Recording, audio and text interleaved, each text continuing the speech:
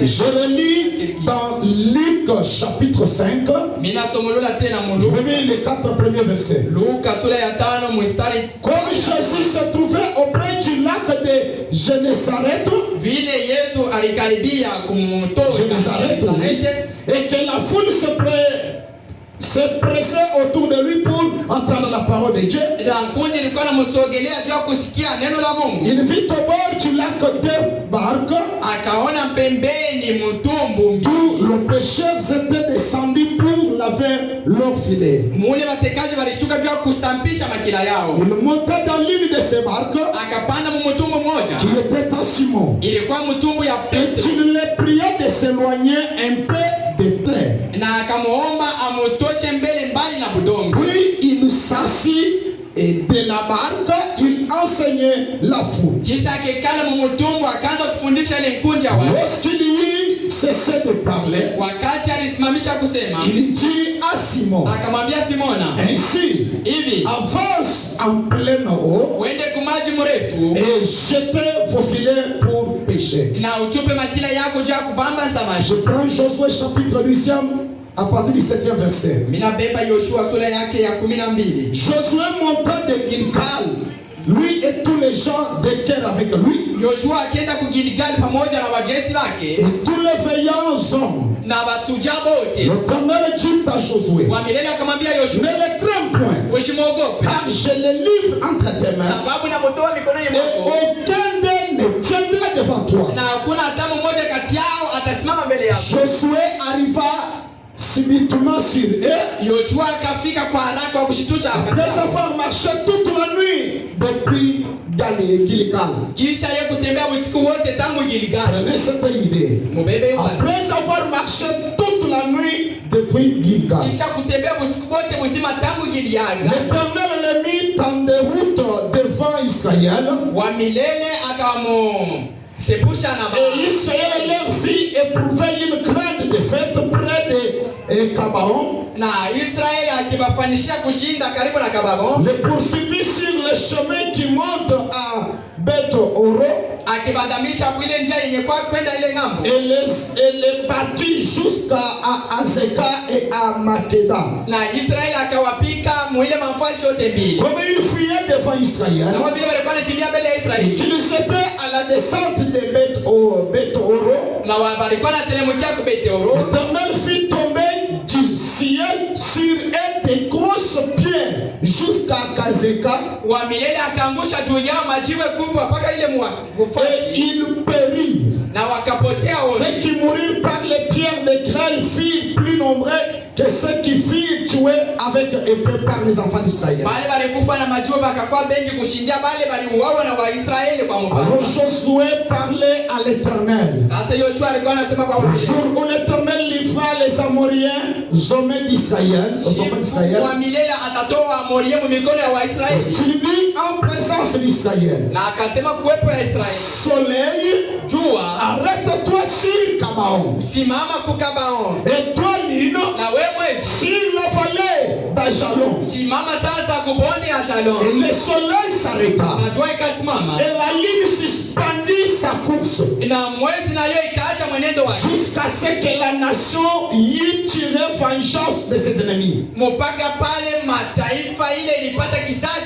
Cela n'est-il pas écrit dans le livre des Justes? Le soleil s'arrêta au milieu du ciel et ne se hâte point de se coucher presque tout un jour. Il n'y a point de jour comme celui-là, ni avant ni après, où l'Éternel ait écouté la voix d'un homme, car l'Éternel combattait pour Israël.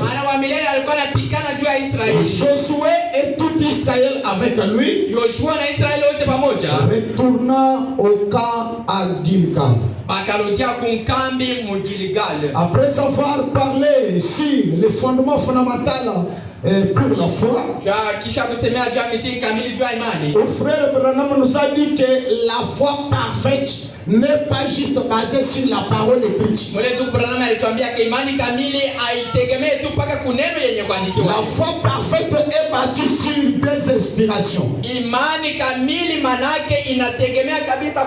La parole écrite, c'est une inspiration, une seule inspiration.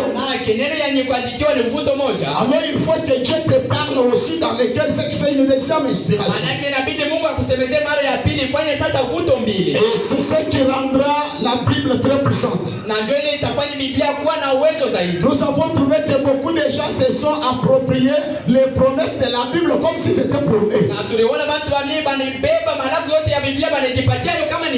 Du temps de Vierge Marie, nous avons trouvé qu'il y avait la promesse qu'une vierge concevra. Les jeunes sœurs se sont privées de mariage. Au lieu d'aller au mariage et mettre au monde, ils se sont dit, nous croyons à cette promesse. Une vierge concevra, ça serait moi. Le temps passé, ils sont restés avec la promesse. Mais un jour, Marie aussi a trouvé cette écriture. Mais passé par c'était pour qui? Un jour, l'ange Gabriel lui avait parlé. L'invisible lui avait parlé. Que cette promesse te concerne toi. Lorsque Marie croyait la promesse de la Vierge concevra, c'était différent avec toutes les vierges. Pour Marie, elle ne croyait pas puisque cela était juste écrit. Mais presque Dieu aussi lui avait parlé personnellement.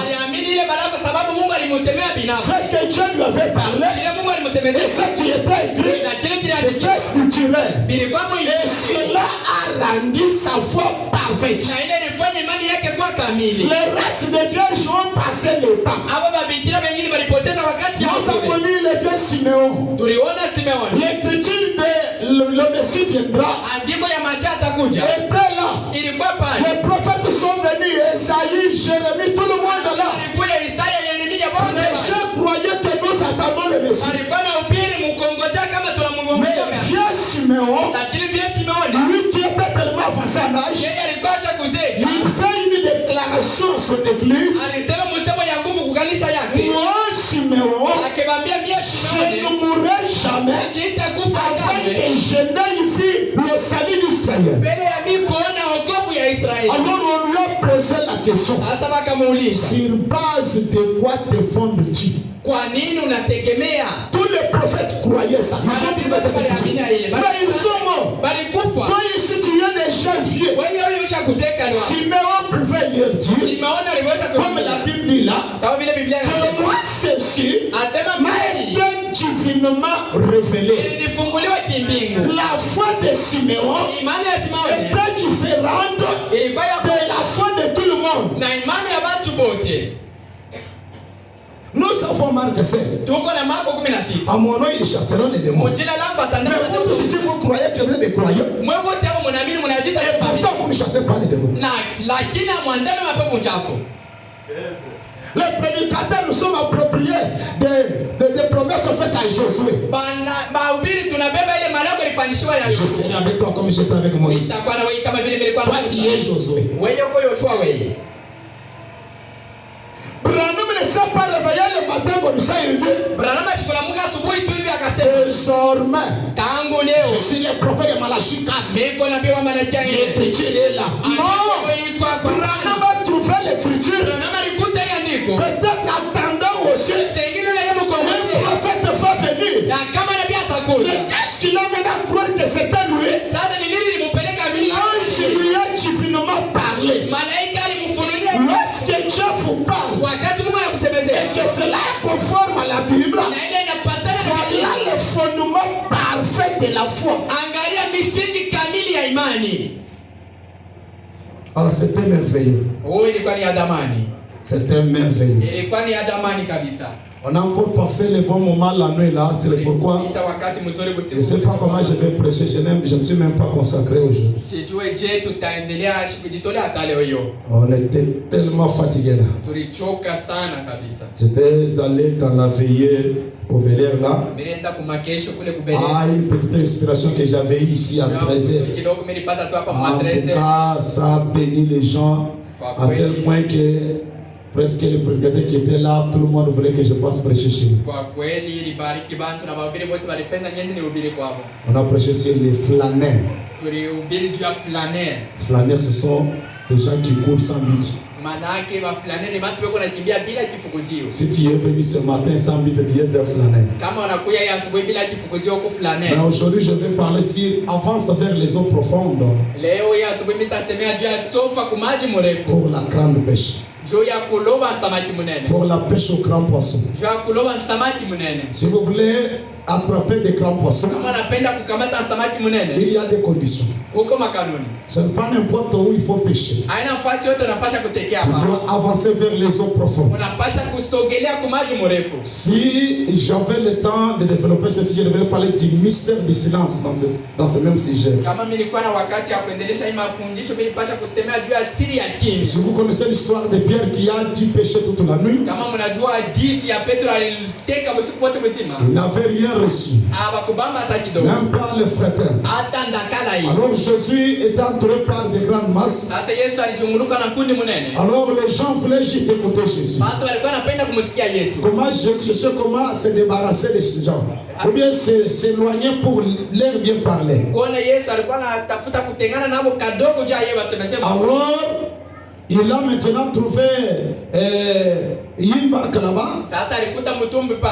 Il a maintenant pris celui de Pierre.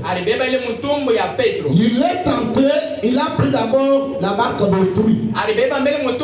Pierre lui a cédé d'abord sa barque, qui était un moyen pour lui de gagner la vie.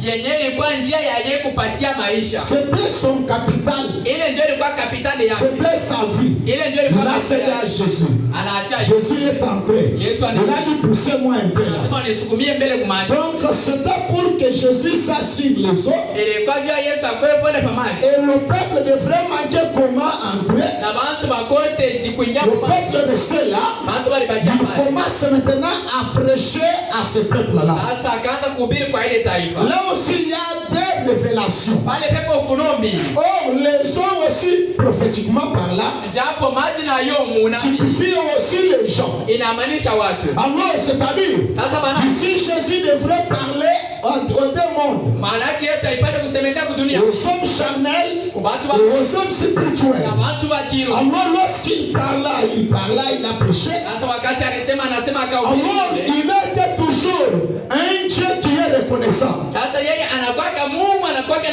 Il se rappela que le Messie Pierre ici, qui va céder ça, il n'a pas gagné quelque chose. Alors il dit Pierre, prends ton histoire. Mais pour pécher, pour offrir des gros péchés, avance vers des eaux profondes. Or, des eaux profondes, ça donne la paix. C'est effrayant. Vous pouvez jouer au bord, mais attention, n'avancez pas vers les eaux profondes si vous n'en avez pas l'expérience. Car c'est une qualité, c'est un peuple spécial. Ce sont des personnes spéciales qui sont habilitées d'avancer vers les eaux profondes. Ce n'est pas les jeunes. Et ici nous voyons aussi Josué qui a dû marcher toute la nuit avant d'arrêter le soleil. Josué a traversé la nuit en quittant par Gilgal. Il y a 3 étapes dans la vie et nous sommes censés traverser. Et notre première étape c'est Gilgal. On a quitté Gilgal, traversé toute la nuit. Ce qui ne dit les âges de ténèbres pour atteindre le Jourdain, le jour ou bien la nuit qui est le sein des ténèbres est unifié par l'école des prophètes jusqu'à atteindre le Jourdain. Ce qui veut dire la mort. Et lorsque nous traversons le Jourdain, là nous pouvons avoir maintenant l'autorité de parler à Dieu et Dieu peut nous obéir. Écoutez d'abord les saints prophètes. Je m'inquiétais le soir. Qu'est-ce que je vais prêcher? J'avais préparé là-bas la connexion. Mais je ne me sentais pas poussé de le parler. Vers la nuit, comme je m'inquiétais toujours là, cette pensée m'est venue. Alors j'ai essayé les Écritures. Vers le matin, je fais un de mes rêves favoris là. J'ai compris ça, ça va être la volonté de Dieu que j'apporte. Sur le message du prophète Élisée, prêché vendredi 23 septembre 1954. 19 paragraphes. Remarquez qu'il y a eu 3 étapes dans ce voyage. L'une d'elles, c'était aller à Gilgal. L'autre, c'était partir de là vers l'école des prophètes. Et ensuite, c'est la descente vers les Jourdains. Eh bien, Jourdain était sa dernière étape. La dernière fois où il avait assez veillé. Cela représente les âges de l'église que nous venons d'étudier. D'abord de Gilgal. Après que l'église était sortie des âges sombres, elle est passée par la réforme luthérienne. La deuxième étape par laquelle elle est passée, c'est ce qu'on appelle la deuxième bénédiction ou la deuxième œuvre de la grâce. La sanctification par John Wesley. Ensuite, nous descendons au Jourdain. Nous sommes complètement morts. Et après cela, nous avons reçu le Saint-Esprit. Élie a traversé.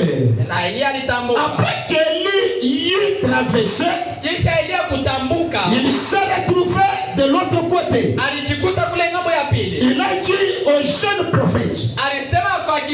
Et ces deux prophètes représentaient parfaitement Christ et l'Église. Élie s'en allait, laissant l'autorité à l'Église. À Élisée. C'était un type de Christ s'en alla, laissant l'autorité à l'Église. Oh, l'autorité, c'est un pouvoir de commander quelque chose à avoir lieu. C'est être doté de pouvoir d'ordonner quelque chose. Lorsqu'on a l'autorité, on peut juste prononcer un mot et le reste exécute cela. Mais l'Église devait passer par l'âge luthérien, par l'âge méthodiste, par le baptême du Saint-Esprit, mourir totalement à elle-même en vue de recevoir la bénédiction. Et c'est là où l'Église aussi ne veut pas d'affronter le Jourdain. Et après les sages de l'Église, d'après le compte à rebours, lorsque nous comptons de 7 jusqu'à 1, le compteur est dans le point 0. Le point 0 signifie la mort. Et lorsqu'on prélève le signe vital sur un cadavre, ce qui nous signifie que c'est un cadavre, cet homme est mort. kweli, c'est lorsque les signes vitaux ne sont plus là et notre thermomètre est au point zéro. Manake ni wakati malama yote ya uzima inamu na thermometre inaonyesha sifuru. Et lorsque nous sommes au point zéro, wakati tunafika nukta sifuru, si on veut maintenant revenir à la vie, kama unapenda kurudia kuuzima, on recommence maintenant par un autre nouveau pas. Pale unazuruna na hatua nyingine. Les âges de l'église, ça se passe à la nuit. Les âges de l'église, c'est la nuit. C'est pourquoi les messagers sont appelés les étoiles. Les étoiles ne travaillent pas pendant la journée. Les étoiles sont utilisées pendant la nuit pour éclairer les gens. Le premier âge terminant, lorsque nous arrivons au 7e âge, il y a l'âge pentecôtiste, autrement dit appelé l'âge pentecôtiste. La Odyssée, c'est là l'âge pentecôtiste. Et le messager de l'âge pentecôtiste ou l'âge de la Odyssée, c'est Malachie 4. Et vous connaissez Malachie 4? C'est la 7e étoile. Il y a le 7e messager. Et maintenant, et vous connaissez le 7e messager. C'est Rite, tu connais le 7e messager? Ah? Le 7e messager, c'est William Marion Branham. Il a une étoile. C'est lui le messager pentecôtiste. C'est là où les tabernacles freinent encore, restent et ils ne peuvent jamais aller très loin. Nous sommes appelés à quitter Branham dans cet âge ici. Le 7e âge. Nous sommes censés quitter Malachie 4 pour entrer dans un autre âge. Dans cet âge-là, nous recevons un autre messager. C'est là où je passais prêcher. Tu tombes Branham vers Christ. Tu tombes Malachie 4 vers Apocalypse 10. Ce sont des choses différentes. Branham a dit, exposé 319, 320, que Dieu a deux commissions. Branham a deux commissions. La première c'est Malachie 4 et la deuxième c'est Apocalypse 10. Oh, dans Malachie 4, il a une autre casquette. Il a un autre visage. Ici, il est un prophète, un messager. C'est le pourquoi, au début de son ministère, tous les pentecôtistes étaient derrière Branham. Et il dit, c'est les gens qui ont cru mon message. C'était les pentecôtistes. Il dit, c'est pourquoi un réveil a balayé le monde entier. Nous viennent Billy Graham et Oral Robert. Ils nous viennent de Branham. C'était des pentecôtistes. Et maintenant, là c'était toujours la nuit. Alors, il a fallu atteindre le point zéro. Les âges de l'église devraient terminer. Lorsque ça termine, c'est déjà le point zéro. Automatiquement, l'église reçoit un autre messager. Et cette fois-ci, il ne s'agit pas d'un messager terrestre. Mais remarquez ce 7e messager des âges de l'église, c'est un messager terrestre. Mais regardez l'Apocalypse 10, ce messager qui descend n'est pas un messager terrestre, mais un messager céleste. Il s'agit de Christ. Et là, Branham changer, passer de l'autre côté. Il devait traverser les Jourdains. C'est le Père qu'on a. Et Branham maintenant fait maintenant des grandes promesses. Et un mot de réforme à sa famille. Il dit, j'ai vu une grande déflagration. Mais quand je regardais, personne ne peut résister à cette déflagration-là. Toute la montagne était déchirée. Et moi aussi, j'étais sur cette montagne-là. Et la déflagration m'a saisi.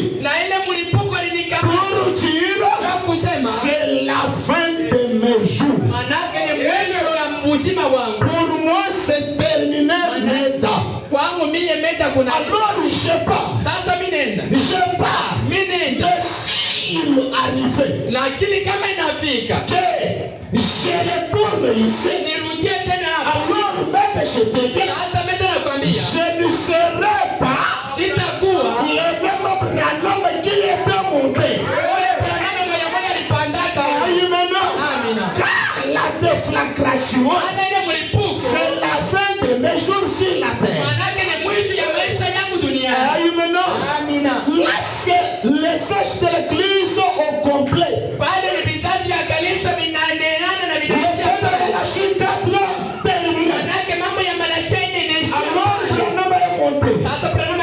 Il est monté pour subir une transformation. Pour que qui a maintenant l'état de compensation, de pouvoir. Alors Branham, il devrait maintenant quitter d'un état vers un autre. En ce moment-là, il était la première condition. C'est maintenant terminé. L'état prophétique, l'âge prophétique vient de terminer. Là maintenant, Branham termine sa mission d'un prophète sur la terre. Il n'est plus prophète. Il vient de terminer aussi sa mission prophétique. C'est en ce moment que l'Apocalypse commença. J'ai vu un autre ange puissant descendre. Remarquez la descente de cet ange. Il n'est pas descendu seul. Cet ange puissant est descendu avec le petit livre ouvert, qui est le livre de la rédemption, le livre de vie de l'agneau. Et Frère Branham explique qu'il dit le livre de vie de l'agneau, c'est notre condition première, notre condition parole, en bref notre théophanie. C'est ça que cet ange messager est descendu avec. Alors lorsque cet ange descend, et comprenez que c'était un corps théophanie, un corps glorifié. Alors Branham dit, il devrait trouver une poche sur la terre. Christ, cette pierre de fête-là, c'est Christ l'ange puissant qui descend. Devrait trouver une poche sur la terre dans laquelle il devrait entrer et s'incarner là, dans cette poche. Maintenant, lorsque Branham descendait de la montagne, ce n'était pas Branham messager qui était monté non plus. C'était l'ange puissant de l'Apocalypse qui était descendu. Alors, la physionomie, la masse Branham, c'était la poche de cet ange terrestre. Alors, celui qui se tient maintenant derrière la chair, Il n'est pas un prophète. Son tas de prophètes est déjà terminé. Celui qui se tient ici, comme je vois qu'il y a des bébés, je dois quand même avaler de moi. Celui qui se tient là, il s'agit de Christ. Laissez Christ lui-même. Il n'a pas un nom. Laissez le Seigneur. C'est notre Seigneur. Ce n'est pas étonnant. Dans les âges de l'Église, un homme Dieu, je suis votre frère, un pécheur sauvé par grâce. Chaque messager, c'est un pécheur sauvé par grâce. Voyez-vous cela? Actuellement, Branham, c'est un pécheur sauvé par grâce. Dans l'âge de l'Église, un prophète messager, et lorsqu'il quitte maintenant, ça nous cède, il vient de l'autre côté, il ne répète pas ses mots, mais ici, je ne suis pas encore votre frère, je suis votre Seigneur.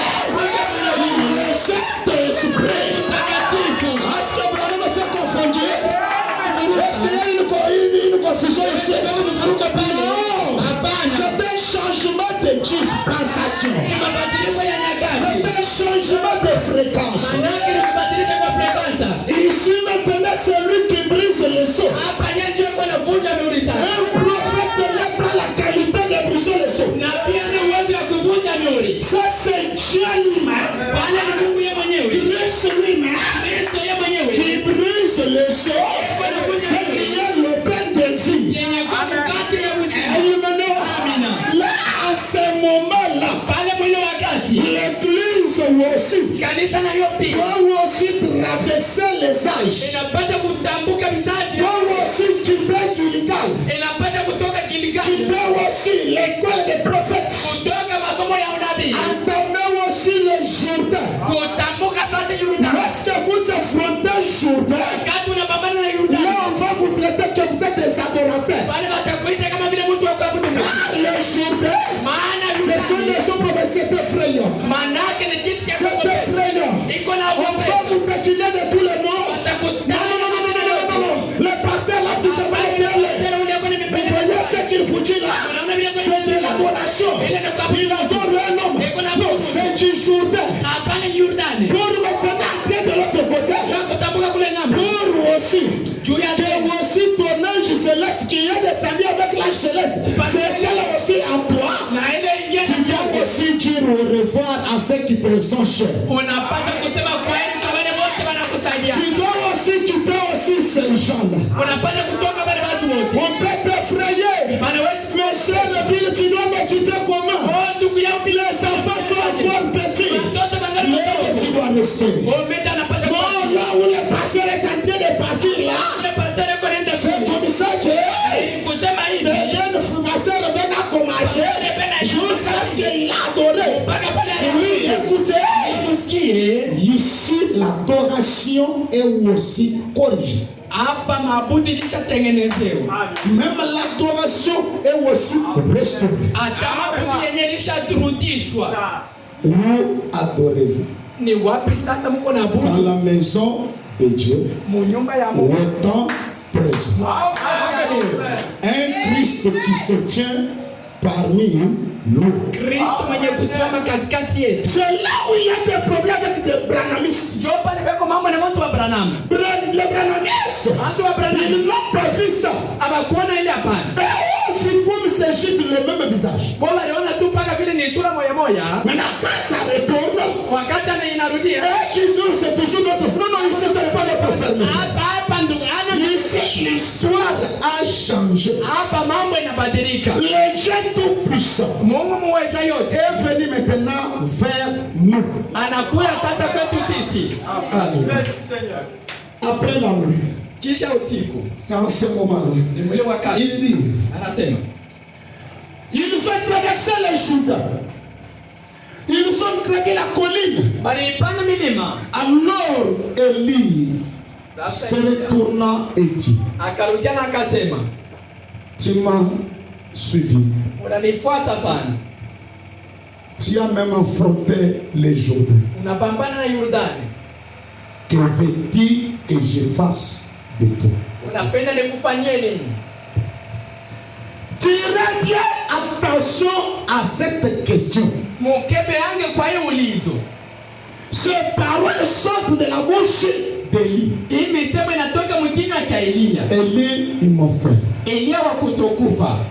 Il pose la question à son auxiliaire. Quand tu m'as suivi, tu as quitté Gilgal, tu as quitté l'école des prophètes, tu as traversé le Jourdain. Que veux-tu que je fasse pour toi? Tu veux que je te donne quoi? Demande-moi tout ce que tu as besoin.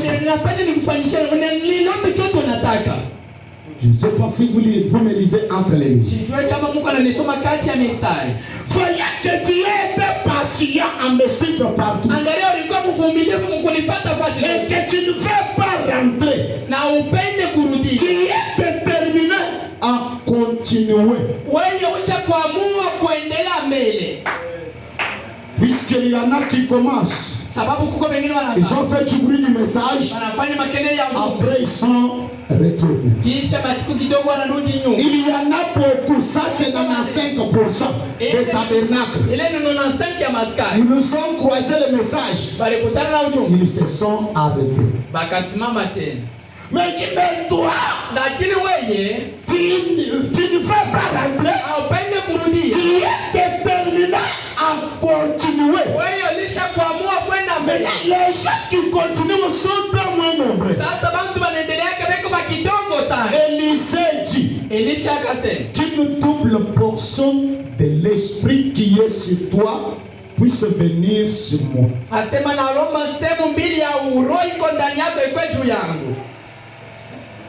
Alors si Élie donnait le double esprit qui était en lui à Élisée, lui devrait rester avec moi.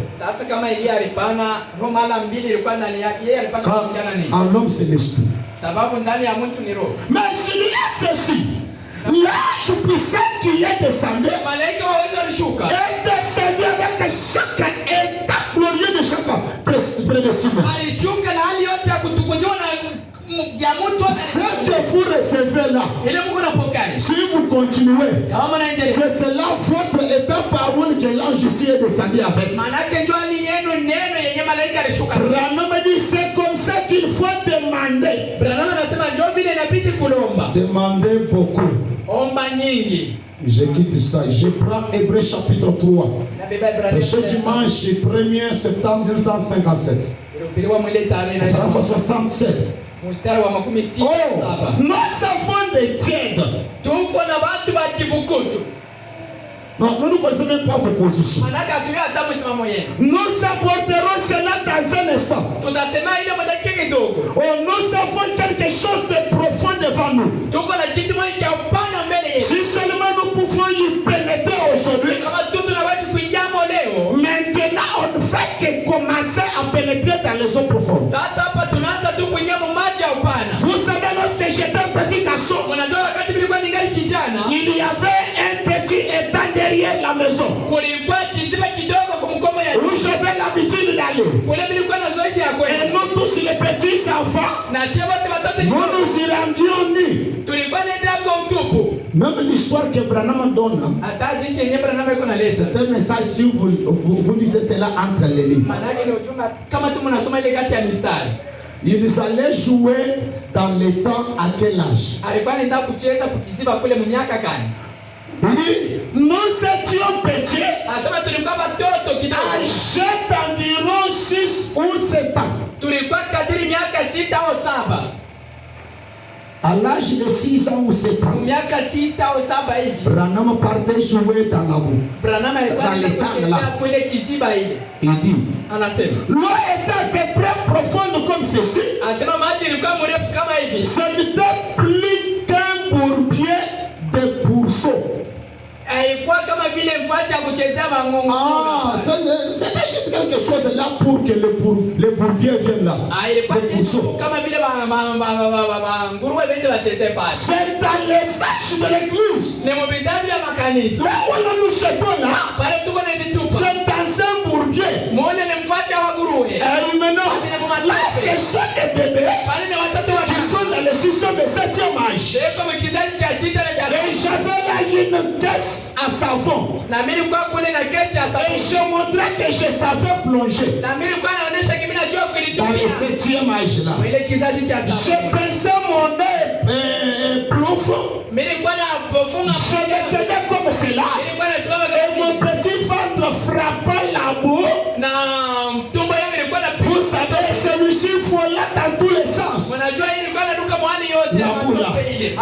Je disais à mon papa que je savais nager. Papa, je sais nager. C'est vrai? Un jour, il m'a mené là derrière et a dit, je vais te voir nager. Comme tu dis tu connais nager, je vais te voir nager. Et j'ai sauté de là. Vous savez, j'ai enlevé mes vêtements dans un petit fourreau de carbrier. Et je suis descendu en courant. Et je me suis jeté dans l'eau. Et je me suis mis à barboter dans la boue qui volait dans tous les sens. Papa lui était assis sur le ponceau. Il était assis là. Il m'a regardé pendant quelques minutes. Il dit, sors de cet étang. Lave-toi et rentre à la maison. Vous voyez? Eh bien, voilà à peu près ce qu'il en est de certains d'entre vous, d'entre nous qui nous disons chrétiens. Nous faisons des créoles dans la boue, c'est vrai. Branham jouait dans la boue pensant qu'il nageait. Beaucoup de prédicateurs qui font du bruit ici. Dans le 7e âge où ils sont là, ils ne font que jouer dans la boue. Mais ils se disent, ils connaissent à nager. Si nous pouvons maintenant les amener dans les eaux profondes, il nous faut maintenant refuser. Ils seront noyés. Il faut dire non, c'est pas ça. Mais il est allé très loin. Là, il fait de l'homicide. Aussi longtemps que vous êtes ancrés. Je suis méthodiste. Je suis pentecôtiste. Là, si vous me comprenez bien, quand on dit pentecôtiste, veut dire branhamiste. Je suis presbytérien. J'ai une évidence. Je l'ai. Vous faites crowd dans la boue. Un jour, j'étais avec mon oncle. Et j'ai continué toujours à dire. Il avait à peu près 15 ou 16 ans. Nous nous trouvions à la rivière. Je disais oncle moi je sais nager. J'étais assis à l'arrière de la barque. Vous savez, je me sentais bien et en sécurité. Branham était dans la barque de son oncle.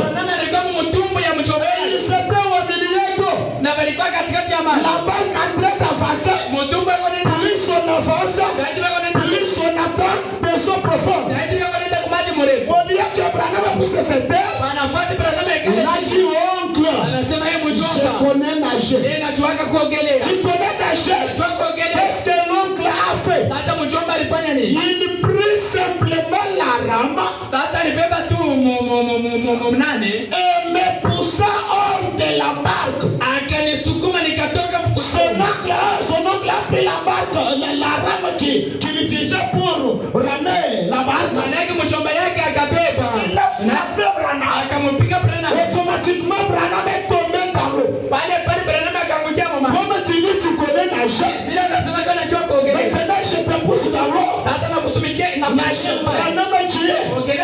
Dans une eau d'environ 3 mètres de profondeur. Alors c'était différent. Vous n'avez jamais entendu de votre vie de tous ces bruits, des éclaboussures et des cris. Branham a commencé à crier.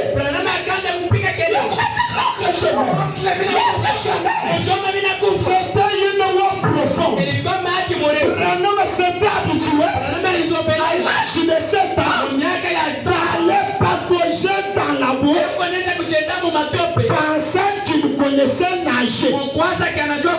Beaucoup de gens qui font du bruit dans les tabernacles, pensant avoir crié le message, ils n'ont jamais été amenés dans les eaux profondes.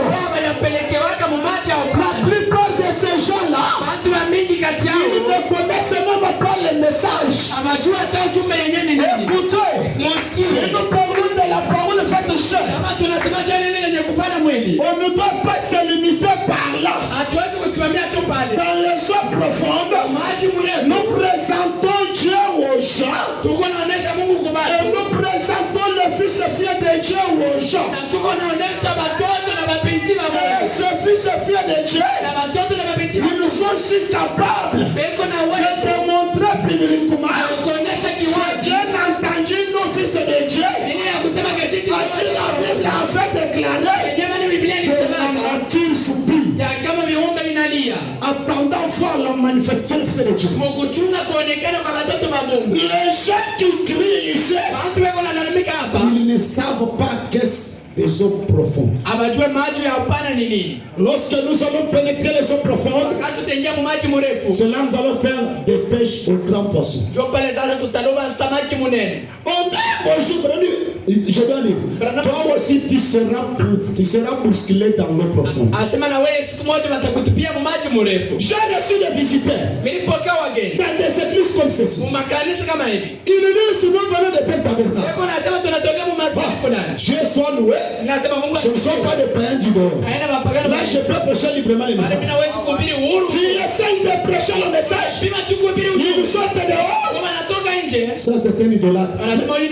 Si nous nous adorons, vous vous louez. Mais c'est dans le message où il y a l'adoration véritablement.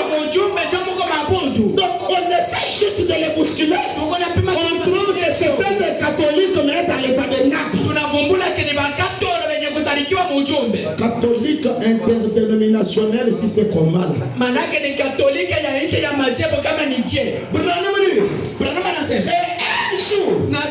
On vous jettera au large dans l'eau profonde. Et alors, il faudrait mieux savoir où vous vous tenez. Le message n'est pas des choses faciles comme ça. De prêcher la sanctification, ce n'est pas des choses faciles. La justification, le baptême du Saint-Esprit, parler en langue, ça se prêche partout. Vous prêchez Branham prophète, ça se prêche partout. Le prédicateur pentecôtiste, sur les réseaux sociaux, il y a un monsieur, je ne sais pas si c'est Francis, il y a Denis Lessa. Ces gens-là prêchent, croient. Branham c'était un prophète. Ce n'est pas ça le message de Branham. Le message, nous allons au-delà de ce que les autres croient. Au-delà de ce que les bébés croient. Alors ce sont des morceaux d'huile. Tu vas avaler. Tu rétrogrades. Je suis arrivé à un certain moment. Il pouvait prononcer des paroles de Dieu là. Alors les disciples disaient, cette parole est Dieu. Qui peut l'avaler. Or, les âges de l'église, nous ne prêchons pas Branham prophète. J'ai dit, en dehors des âges de l'église, nous ne prêchons pas Branham prophète. J'aurais préféré prêcher mon message sur au village. Malheureusement, je ne sais pas si c'est le sermon que j'avais prêché dimanche à Malambo. Quel Christ doit être élevé aujourd'hui pour attirer les gens. Malheureusement, je pensais avoir lancé cela sur la ligne, ça s'est supprimé. Là,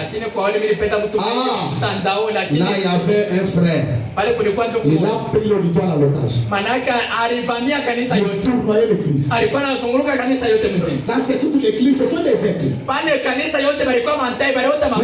ici, il faut d'abord détruire les doctrines, tout ça.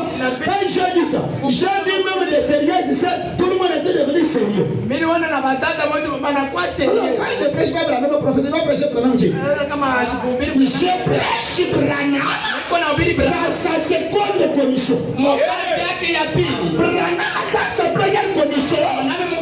C'est une dénomination. Ça, si vous restez, vous mourrez. Branham dans sa facette d'un prophète. Branham a dit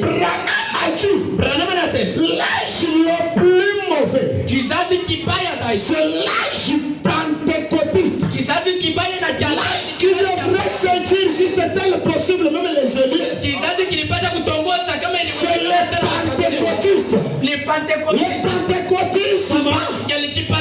Dans le mystère du blé, c'est la balle. La balle est presque semblable à la chose. Quand vous regardez la balle, vous dites que vous avez la chose. Mais c'est le message, non? Il lise le brochure, mais la photo est là. Mais c'est la balle. Je vais prêcher Branham dans son angle de la balle. Alors, il nous faut arriver maintenant. Dans le fait la balle, jeter cela. Maintenant, nous avons maintenant l'écran lui-même. Présenter les gens l'écran lui-même. Dans sa deuxième phase. La deuxième phase, je prêche Branham Luc 17. Je prêche Branham Apocalypse 10. Là, c'est différent de Malachie 4. Qu'est-ce que c'est Luc 17 30? Je vais parler de Elohim. Les Dieu puissant créateur. Je vais parler de Genèse 18. De la même personne qui était allé chez Abraham. Qui était-il? Le grand Jéhovah. Le mystère de Genèse 18, ça s'est accompli aujourd'hui. Les deux anges là, c'est Billy Graham et Robert. Frère Branham, il n'a pas parlé de la troisième personne. Branham dit, quelqu'un viendra, il parlera à ma place. Je vais être ce quelqu'un-là qui doit aller à sa place. Je peux aussi parler comme Jean-Baptiste. Je ne suis pas Louis, mais j'ai un témoignage, la vérité. Quand nous arrivons dans cette phase, ce n'est pas tout le monde qui doit avaler ça. Là, ce sont des eaux profondes. Mon frère, si tu n'as pas d'équilibre, tu vas mourir pour Dieu. Et nous allons te laisser dans l'eau là. Nous ferons avancer avec les gens qui ont du courage. Ça demande du courage. Avoir la vie éternelle. C'est arrivé ici. Merci Seigneur. Car cet ange qui descend, c'est celui-là qui a la vie éternelle, qui a notre état éternel. Pour avoir votre état éternel, tu tombes Branham étant Malachie 4. Tu tombes Branham Branham prophète. Tumutoke Branham nabii tumwache pale. Vous croyez comment Branham prophète? Sasa wewe unaamini je Branham ni nabii? Nous croyons Branham prophète. Nous sommes encore allés au-delà de cela. Na tulienda zaidi ya ile. Au-delà de cela ça veut dire quoi? Zaidi ya ile maana yake nini? Nous croyons Branham Luc 17:30. Tunaamini Branham Luc 17:30. Ça veut dire quoi? Maana yake nini? Non, c'est juste accomplissement d'Apocalypse 10. Maana yake ni matimiliko tia Ufunuo 10. Donc, nous allons leur parler en parabole. De façon qu'avec les oreilles, tu n'entends pas. Et il y a les yeux, tu ne vois pas. Vous savez, j'ai dit après le message de l'église, c'est le 8e jour. Là, c'est le royaume de Dieu qui est là. Dans le royaume, on parle que de deux choses. On présente le roi et ses sujets. On parle de Dieu et de ses enfants. Dans le royaume, c'est ce que nous parlons. Nous parlons de Dieu et de nous. Bon, c'est comme si j'ai entendu passer frère dire que Branham est Dieu. Sawa vile mimi nasikia Branham anapenda pastor anasema que Branham ni Mungu. Frère Branham a dit. Donc Branham anasema que Dieu puisse ajouter le nombre de ceux-là qui croient comme ça. Mungu aongeze wingi wa wale wanaamini. Branham dit que c'est vrai. Donc Branham anasema ni kweli. Il dit il faut faire vraiment bien. Anasema mtafanya mzuri. De les connaître. Ya kumtambua. C'est vrai. Mais maintenant nous pénétrons dans des eaux profondes. Sasa hapa tunaingia mu maji mrefu. Des eaux profondes. Maji mrefu. Où vous noyerez. Mule utazama. Si vous n'êtes pas un bon chrétien bien engraissé. Kama hauna mkristo mzuri mwenye kutiwa nanga. Si vous n'êtes pas un bon chrétien bien engraissé. Kama hauna mkristo mwenye kutiwa nanga. Vous allez vous noyer dans les eaux profondes. Manake utazama mu maji mrefu. Nous, on a déjà quitté Malachie 4. Malachie 4 déjà, c'est révolu. Vous devez connaître les deux commissions de Frère Branham. Alors, ça s'est succédé comment? Quand est-ce qu'il a terminé la première commission? Il a commencé la deuxième commission. La deuxième commission doit être supérieure à la première commission.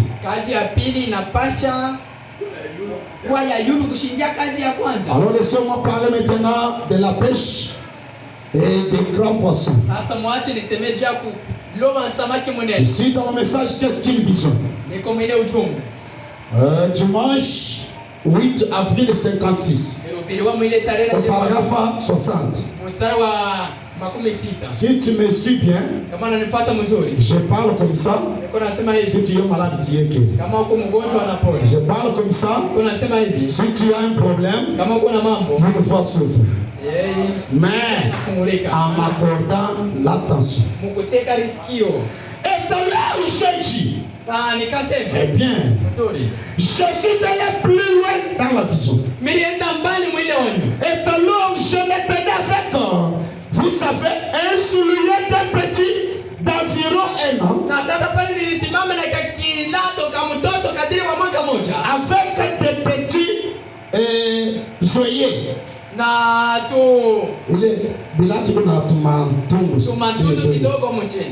ce n'était pas un chausson.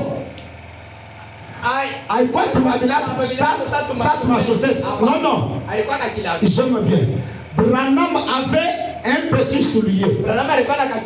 Ce n'était pas les petits chaussettes de bébé. Non. Le soulier. C'est différent. Je dois y venir. Et j'avais un lancer à main.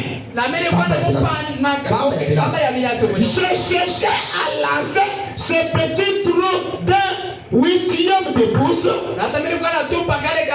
Faire passer les lancers dans cette œillet d'environ 1/2 pouce. Travailler avec ferveur.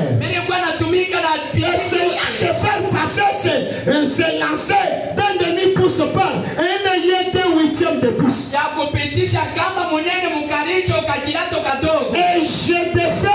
les fils du lacet pendant que j'essayais de faire passer cela comme cela. Je le faisais avec ferveur. Et ça ne marchait simplement pas. Et le lacet était tout fait jusqu'au bout. Inarabika yote. Alors juste à ce moment-là, j'ai entendu quelqu'un dire derrière moi, ne comprends-tu que tu ne peux pas enseigner des choses surnaturelles aux enfants?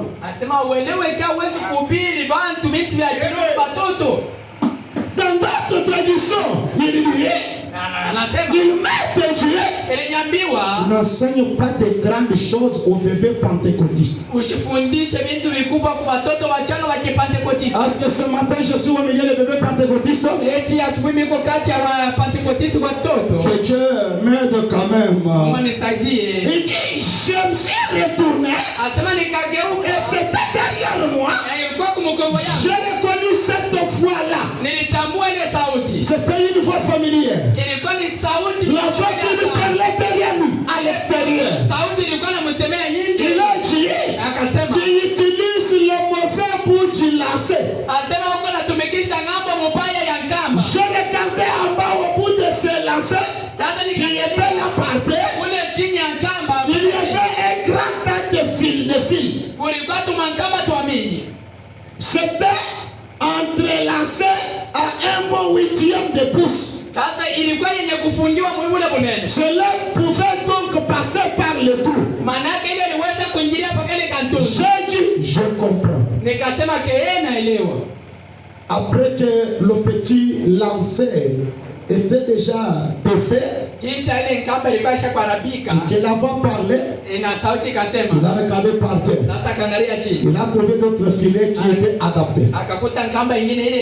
Et nous pouvons chercher les gens adaptés. Et quand j'ai tendu la main pour prendre les lancers, j'étais encore emporté. Il a quitté la dimension qu'il était. Il a encore monté dans une dimension. Maintenant, notez bien ceci.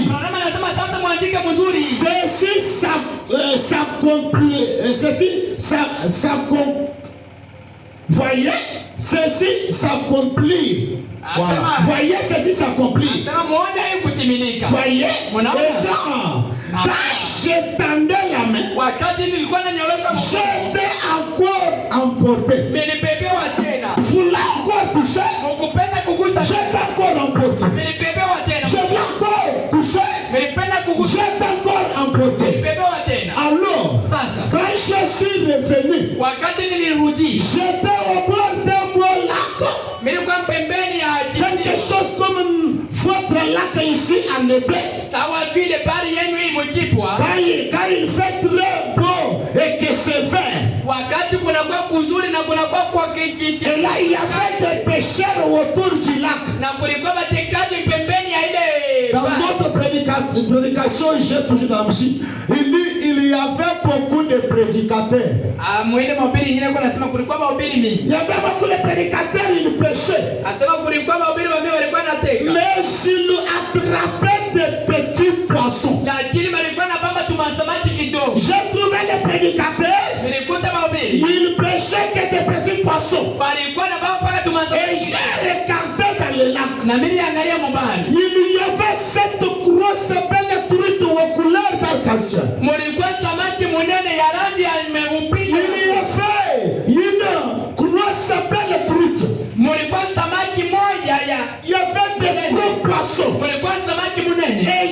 j'ai dit, je sais que ceci est une vision. Mais je n'arrive pas à comprendre cette truite-là. Mais j'ai dit, vous savez, je crois au fond de mon cœur, je peux les attraper. J'ai recherché, puisque toute cette version était effacée dans la machine, dans notre téléphone ici. Alors je prédis les épis que j'avais déjà alignés qui parlent à ça. Branham m'a dit, je me suis dit, pourquoi ces prédicateurs n'attrapent que des petits poissons? Les gros poissons là, pourquoi ils ne s'attrapent pas? Branham m'a dit, c'est ce que moi je vais maintenant pêcher. Alors j'ai pris les lacets. Au lieu que ça soit un lacet, c'était une canne de pêche. Et juste à ce moment-là, celui qui était derrière moi a dit, cet homme invisible, maintenant je vais t'enseigner comment prêcher. Comment attraper ces poissons-là. Les grands poissons, pour les pêcher, il y a des enseignements appropriés. Pour attraper ça, ça ne s'enseigne pas juste avec les secrets. Ça s'enseigne dans l'invisible. Ici, ce ne sont pas des choses qui sont noires sur blanc. C'est un enseignement de l'homme qui est derrière vous. Alors il a dit, attache la part. Attachez votre appât. Ok, ingiza jambo kule. Et j'ai attaché l'appât dessus. Na mimi ingiza jambo kule. Il a dit, maintenant, sasa jette cela. Tupa ile ndo. Maintenant écoutez attentivement. Sasa msikie kwa makini. Jette cela là dans la profondeur. Asema tupa ile mumaji hapana. Ne jette pas ça au début. Usitupa ile kumpembeni. Dans notre prédication, il dit, car ici au bord, les petits poissons viendront. Les gros poissons ne viennent pas ici. Les gros poissons, c'est dans les eaux profondes. Et tu peux jeter vers les eaux profondes pour attraper des gros poissons. J'ai longtemps pêché des petits poissons. À partir d'aujourd'hui, je vais commencer à pêcher des gros poissons.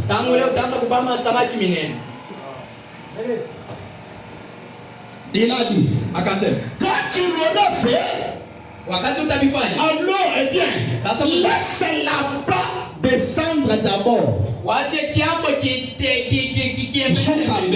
Eh bien, a-t-il dit, tire cela lentement. Une fois que l'appât est déjà descendu, tire lentement. Ah. Eh bien, c'est effectivement la technique de pêcheur. Alors il a dit, quand tu l'auras fait, eh bien, tu y sentiras quelques petites touches. Tu dois sentir quelques petites touches. Au bord de votre canne à pêche. À cela, écoutez. Mais Dieu, sa personne sait que tu fais. Garde ça pour toi-même.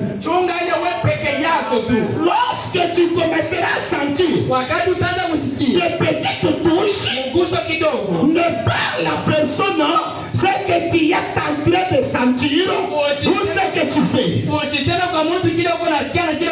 Garde cela. Quand tu sentiras cela, mordre encore.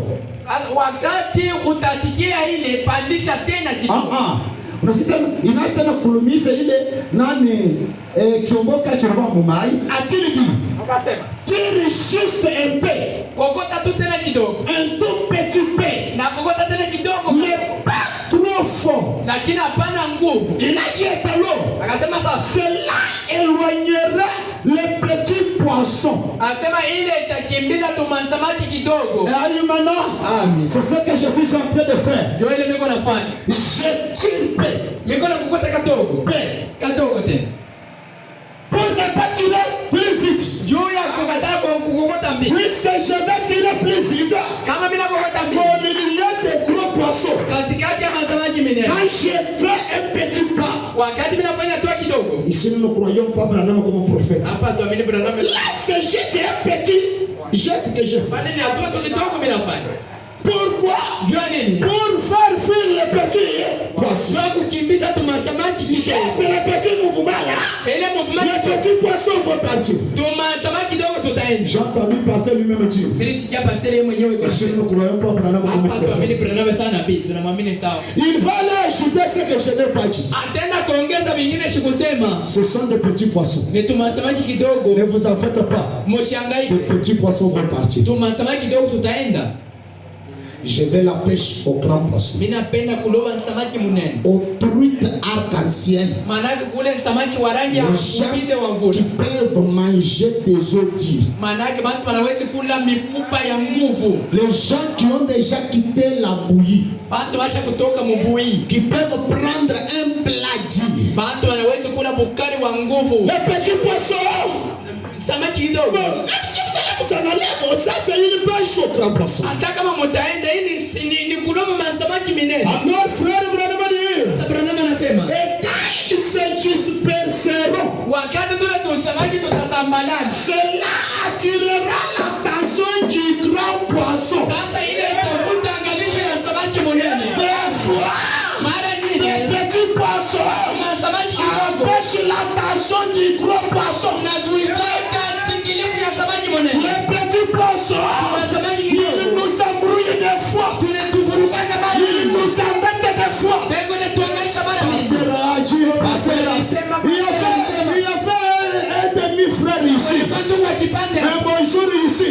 Lorsque je préside la plaidoirie, j'ai dit nous avons l'avocat. Juste quand je parle là, il est parti. Dans votre église, je ne viens pas, on dit que Branham est notre avocat. J'ai dit non, qu'il vienne, je vais changer les mots. Je vais dire Branham est notre rage. Notre rage, comme avocat, ça fait mal. Branham sera notre maman. J'ai dit des petits poissons. Ils vont fuir. Écoutez même si l'affaire de l'avocat ici. Quelqu'un qui fuit. Il faut que vous ayez notre citron. Oh, Branham ni citron. Dis-moi. Il dit non. Et cela attirera l'attention du gros poisson. Et tu le mordras ça. Et tu l'as dit. C'est Bézi de Dieu attrapera cela. Et vous savez les véritables gros poissons. Les petits poissons. J'ai des hameçons là-bas chez moi. Si je n'avais pas la réunion et le travail ici, les sorciers devraient aller pêcher là-bas. Il y a toujours fait déjà 4 à Dobani. Il y a ma samaki à monnaie à kilo. Toujours pour ça. Vraiment, t'as l'air de me dire. Alors, pour ma samaki kiboko, atumezaka ndobani au kiombo. Toto unakuya kupembeni, tunaanza bure. Tunakuya. Moi de juste. On a pas dit à prière. Quand on a fait frère, on a dit kama anashikia mkono ndio anakuja eti samaki kidogo. Mais samaki ya munene, le gros poisson, lui une fois arrivé, lui il a fait la chose. C'est là, ça concorde avec sa bouche, sa mâchoire, la joie. Maintenant le petit poisson, ça doit il a l'incompatibilité. Chacun nous parlons ici. Beaucoup ne comprennent de quoi je parle. C'est pas les poissons, il va aller pêcher, tout ça. Oui, c'est de cela que nous parlons. Mais il y en a d'autres qui ne comprennent pas ce que toi tu comprends là. Les gros poissons avalent. Une fois qu'ils avalent, là on doit tirer avec force. Il faut monter. Il faut venir. Là les petits poissons seront exclus. n'aurais pas lire cela. Branham a dit, les petits poissons peuvent aussi nous servir des appâts. Donc les petits poissons, nous allons les utiliser comme les appâts. Nous allons prier pour des petits poissons. Ils sont guéris. Et lorsqu'il y aura des grands poissons, dis-nous ce qui peut arriver. Il prend un million, parce qu'elle m'a prié. Le million me fait quoi? Parti. Là maintenant, le gros poisson dit, c'est comment les choses ici. Il a la parole, la mécanique et la dynamique. Lorsque les grands poissons font la mécanique et la dynamique, les petits poissons lui ne font pas ça. Son problème, pour lui juste pour rouler, c'est la Sophie. Non. Là, nous voulons pêcher des gros poissons. Les croyants du message de frère Branham. Les gens qui peuvent avaler ça. Il dit. Il a dit. C'est ainsi que tu entreprendras ça. Alors, quand il aura mordu pour la troisième fois, ajuste bien ton hameçon pour l'attraper. J'ai dit, je comprends. Il a dit, mais tiens-toi tranquille. Non pas la personne. Tiens-toi tranquille. Et je dis très bien. J'avais là-bas à main. Tous ces pécheurs étaient devenus des prédicateurs. Ah, c'est comme ça. Nous avons des pécheurs, mais lorsqu'ils voient un homme faire la pêche, et aussi deviennent des pécheurs. Vous avez bien aussi des prédicateurs. C'est-à-dire, nous avons des gens qui ne sont pas habilités. Beaucoup. Quand il a vu beaucoup qui péchaient là, les pécheurs étaient nombreux. Lorsque Branham commence ça, tous ces gens-là sont devenus des prédicateurs. C'est pourquoi ils ne savent pas comment pécher. Ils sont tous devenus autour et ont demandé autour de moi. Frère Branham, je sais que tu peux attraper les poissons. Oui, évidemment. Cela m'a fait beaucoup réjouir. Mais l'ange lui a corrigé. Quand les personnes lui frappent, en tout cas, toi, les poissons, il s'aperçut. J'ai dit, oh oui, je suis un pécheur. Je peux attraper les poissons. Et tu l'as dit, j'ai dit. Maintenant, voici comment on s'y prend. C'est que Dieu, l'ange a dit à Branham, ne dis rien là. Branham commence maintenant à dire aux prédicateurs.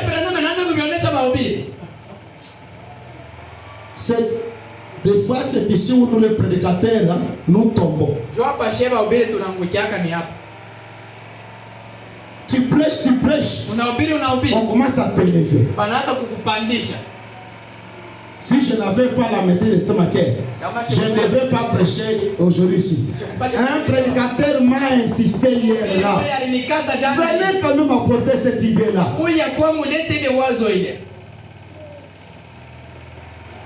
Il y avait 5 prédicateurs intervenants. Alors on avait intervenu qui était. Tout le monde passe. En tout cas.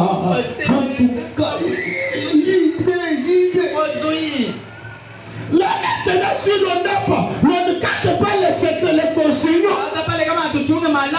on va commencer à dévaler la chose. Mais il faut ici. Même la nuit là, j'ai quand même avalé. J'ai encore vomi des choses.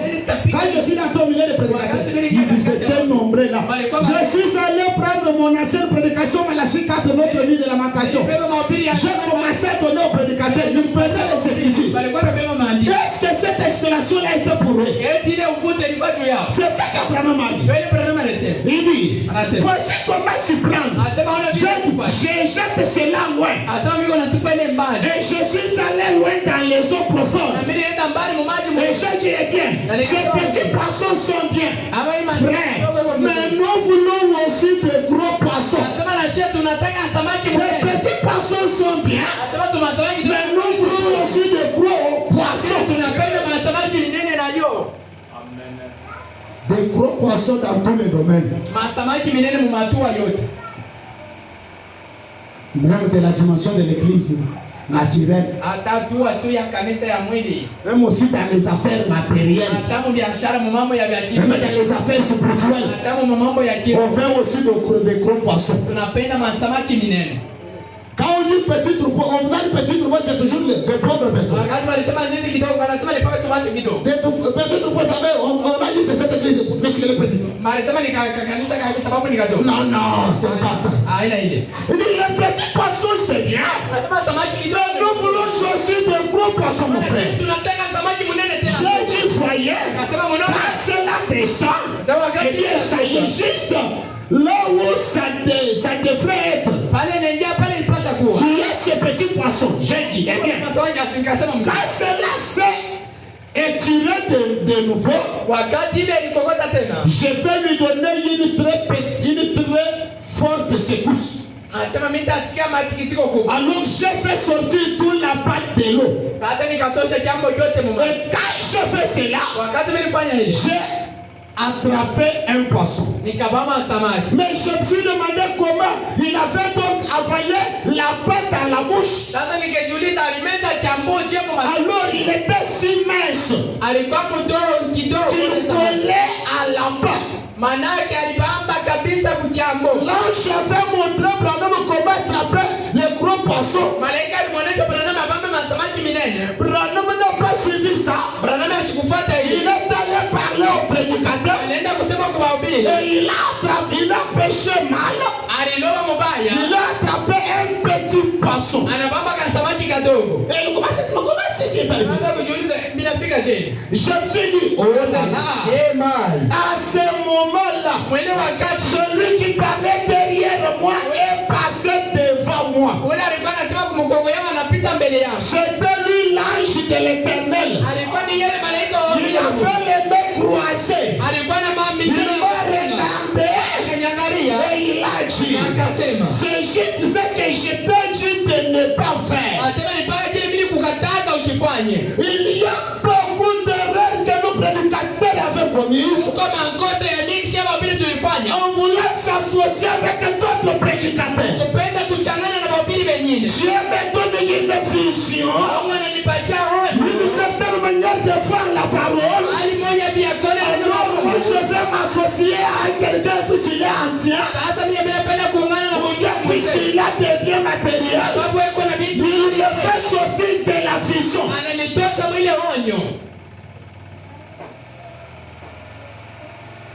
J'ai dit, oui c'est vrai. Il a dit, tu vois, c'est le premier point. C'était quand tu as posé tes mains sur les gens et que tu leur disais ce qu'était leur maladie. Il a dit, le deuxième point, c'était quand tu connaissais les secrets du cœur comme je te le disais. Il a dit, au lieu d'écarter cela pour toi-même, tu as cherché à expliquer tout cela et à en parler aux gens. Alors a-t-il dit, tu ne savais rien à ce sujet toi-même. Comment pouvais-tu l'expliquer? Et tu as causé une masse d'imitation charnelle. Et tu vois ce que tu as fait. Et je dis Seigneur, je suis désolé. Je suis vraiment désolé. Je ne sais quoi faire. Et j'ai tiré la ligne comme ceci. J'essayais de redresser la ligne. Il m'a regardé, il a dit, maintenant, ne mêle pas ta ligne en pareil temps. Non. Et je me suis dit, peut-être qu'il m'accordera une autre occasion. J'ai dit, je ferai certainement attention. Et je vais entrer d'enrouler ma ma ligne. J'ai vu cela se dresser correctement. Et alors, quand il a dit cela, je me suis senti moi-même monter plus haut. Très haut. Et quand j'étais déposé par terre, j'étais là derrière. Je me tenais là-haut dans une grande tente. Je n'avais jamais vu une telle tente. Et je faisais un appel à l'hôtel. On dirait là à l'hôtel. Et quand j'étais là, je regardais, il y avait des centaines de gens à l'hôtel en train de pleurer. En effet, il avait accepté le Seigneur Jésus. Il pleurait donc à haute voix. Je dis, oh, c'est plus que comme cela. Un véritable gentleman s'est effacé à l'estrade de l'âge. Pendant que frère Branham se repose juste quelques instants, nous allons former la ligne de prière. Il a dit que tous ceux qui ont des cartes commencent par tel numéro, c'est à droite. Et bien, j'ai observé la ligne de prière. On dirait que ça contournait la tente de haut et ça allait dans la rue. Une longue ligne de prière. Alors j'ai regardé, c'était donc à ma gauche et cela passait vers ma droite. Et je me tenais à l'estrade. Ça serait de ce côté-là. Il y avait une toile étendue là. Là derrière cette toile, il y avait une petite construction carrée d'environ 12 pieds, 3 mètres 65.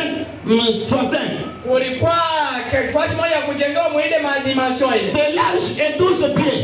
De longueur, c'était carré. Quelque chose comme cela. Et que je me tenais là regardant cela. Je les ai vus amener une dame sur brancard. Il y avait une dame qui prélevait les noms et autres sur un papier. Et il l'a prise. Il a déposé là. Et l'homme suivant est passé. Il était sur le petit. Je l'ai vu passer par cette petite construction. Et la femme est sortie en criant à tue-tête. La femme qu'on avait amenée sur le brancard là. On l'a fait introduire dans cette petite pièce là. Le frère ne connaissait même pas ce qui était là. Lorsqu'on l'a introduite, elle était à l'idée. Elle est retournée en train de crier. Repoussant ce brancard. Et alors, il y avait une autre dame de l'autre côté. On dirait une femme aux cheveux noirs. Elle a dit, qu'est-ce que tu passais? Elle a dit, je ne sais simplement pas. Elle a dit, je ne peux pas vous dire ce qui est arrivé. Elle a dit, je peux paralyser 20 ans durant. Et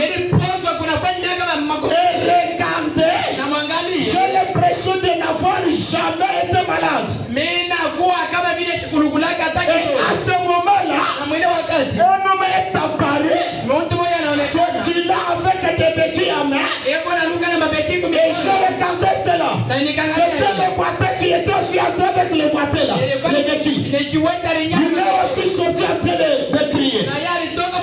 À ce moment-là, voici quelque chose. Suivez attentivement. Il y a une différence entre l'ange du Seigneur et la lumière. Quand j'ai entendu quelque chose se mouvoir, comme ça passe quand il vient ici à l'estrade de la nuit.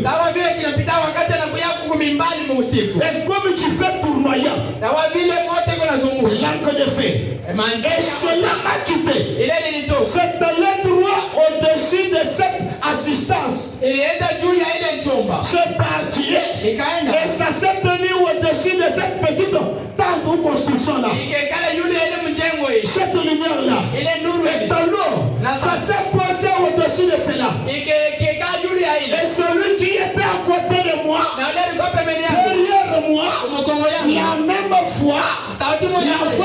l'ange, il a dit, je te rencontrerai là. Et ça sera le troisième coup. Mais personne ne saura rien à ce sujet. J'ai dit, eh bien, je ne comprends pas pourquoi là-dedans. Pourquoi là? Il a dit, ça ne sera pas une démonstration biblique cette fois-ci. Et j'ai dit, je ne comprends pas les faire d'entrer dans cette pièce comme cela. Il a dit, n'est-il pas écrit que notre Seigneur a dit, quand tu pries, ne sois pas comme des hypocrites qui aiment être entendus devant les hommes, mais entre dans les lieux secrets. Et puis le Père qui voit dans les secrets, et lui qui voit dans les secrets te les rendra. C'est parfaitement scripturaire. Et cela l'est chaque fois. Et j'ai dit, je comprends. Alors il m'a mené à cet endroit-là. Et va faire savoir dans cette pièce où j'étais. Et puis il m'a dit ce que je dois faire pour la troisième fois. Maintenant, ami chrétien, quand j'aurai quitté cette terre, cela restera toujours dans mon sein. Mais notez mes paroles, ce qui aura lieu, cela aura lieu. Je quitterai cette terre, mais ce que je vous dis restera toujours dans mon sein. Qu'est-ce que c'est? C'est de cela que nous parlons. Lorsqu'on quitte les âges, nous allons maintenant croiser notre tente. Car si cette tente dans laquelle nous vivons est détruite, nous avons une autre.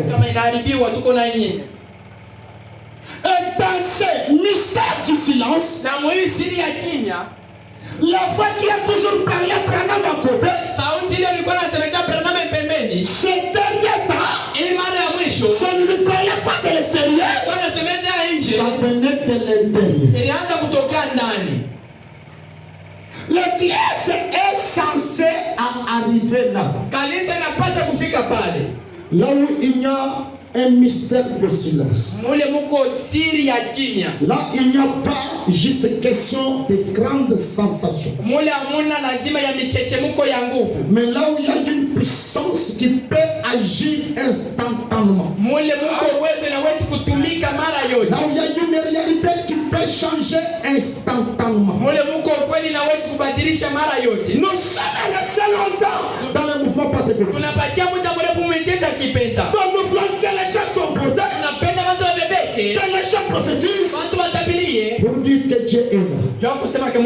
Et dans le mystère des eaux profondes, même lui, Pierre ne connaissait pas. Il dit, j'ai péché toute la nuit. Dans ce même soir, je n'ai même pas eu un frère. Mais c'est à ta parole. Pour dire, si c'était les explications, d'après les écritures, d'après la pratique, j'ai tout fait. Mais j'agis en dehors de la pratique. J'agis à ta parole. Il a jeté. Il n'y a pas eu du bruit. Vous savez, lorsqu'on jette le filet, l'on doit supporter, l'on doit patienter, l'on doit prendre un temps, attendant que les poissons viennent. Il faut qu'il y ait les agitations qui doivent attirer les poissons. Mais ce miracle de Pierre ici, il a mis le filet directement et il commence à à sortir. C'était difficile que lui-même puisse le faire sortir. Là, c'était une pêche extraordinaire. Ça n'était pas comme toutes les restes de pêche. Ce matin, je compte faire une pêche que je n'ai jamais faite. Alors, je vous ai demandé de m'accorder l'attention quand je disais ça. Il y a même, je voyais une femme qui était malade, pas elle est partie. Il y a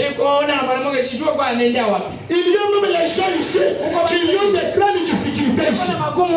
Ce que nous parlons, c'est au-delà de l'imposition de main. Maintenant, je me tenais là. On emmenait les gens à lutter. On emmenait les malades. Il n'y avait pas un mouvement dans cette chambre. Il n'y avait pas des agitations. Mais comme la lumière était au-dessus, je voyais les boiteux sortir en train de crier. Je voyais les malades graves sortir en train de louer Dieu. Ici, il n'y a pas moyen de l'expliquer aux autres. Vous savez que si vous avez à côté juste la tasse, même si vous n'avez pas compris ce que je veux dire, accordez l'attention juste dans ce petit moment silencieux. Tu sais que je peux te dire de vérifier les kystes, de vérifier votre hernie. Quand nous quittons ces âges, nous entrons dans un certain domaine où l'âme prend la prééminence de la chair. Or, l'âme, c'est une divinité. L'âme, c'est celui-là, le fils et fille de Dieu. Je ne peux pas étonner que le prophète ait dit, quand la parole quitte la tête, qu'est-ce que c'est cela? La compréhension que nous avons. Tu dois juste comprendre ce qui est. Quand la parole quitte la tête, le sang dans l'âme, Branham dit finir la chirurgie. La chirurgie ne va pas se faire. S'il y a encore des opérations au milieu de nous, c'est-à-dire ça est toujours ici. Je ne sais pas si quelqu'un a entendu de quoi nous parlons. Le pêche au petit poisson, il faut des grandes agitations. Nous voulons avoir des grands témoignages. Le même Dieu qui lui a guéri le mot de tête, qui vous a guéri de différentes maladies, doit maintenant créer d'autres membres qui ne sont pas là. Faire marcher, déboîter normalement. Aller au-delà de créer même l'argent naturel. Ce même Dieu qui peut te donner un emploi, ne peux-tu pas créer même de l'argent sur la table? Ma foi a toujours cru que Dieu peut mettre des sacs d'argent sur ma table. Si cela doit se faire, comment je dois expliquer aux gens? C'est un mystère de silence. Il n'y a pas des explications. Frère Abraham parle à ces rochers.